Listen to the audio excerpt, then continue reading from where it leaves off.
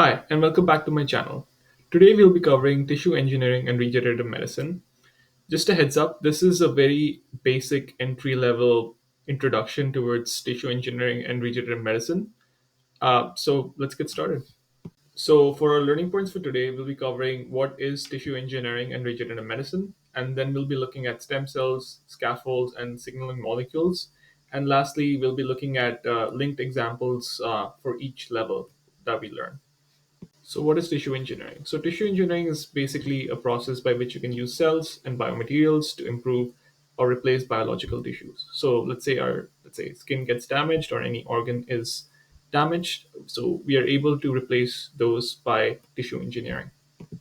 So, what essentially is regenerative medicine then? So, regenerative medicine is basically the ability to repair damaged organs and tissues. So, for example, our liver is an organ that can regenerate. Our intestine and muscle cells also can regenerate. So, liver, there is a cell marker called albumin that shows regeneration. In intestines, it's LGR5 positive, and in muscle cells, it's PAX7 positive. So essentially, how regenerative medicine is achieved is through stem cells, and stem cells show two key properties. They have to self-renew and they have to differentiate.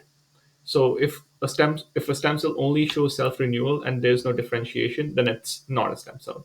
And if a stem cell only differentiates and doesn't self-renew, then it's also not a stem cell. So stem cells have to show both properties of self-renewal and differentiation.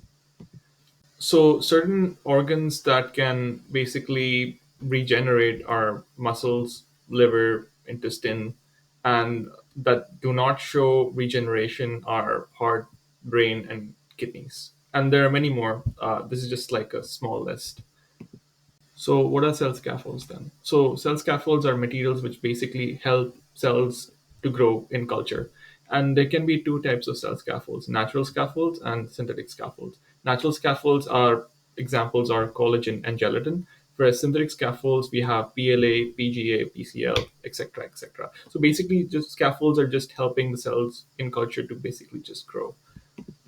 So, what are cell growth factors then? So, basically, cell growth factors are signaling molecules that can help cells in differentiation, growth, and migration. And some of these examples of cell growth factors is vascular endothelial growth factor (VEGF), epithelial growth factor (EGF), and bone marrow morphogenetic proteins (BMPs). And this is a picture on the screen of VEGF-A, which is a cell growth factor that is commonly used. If you made it to the end of the video, please like and subscribe to my channel, and I'll see you in the next one.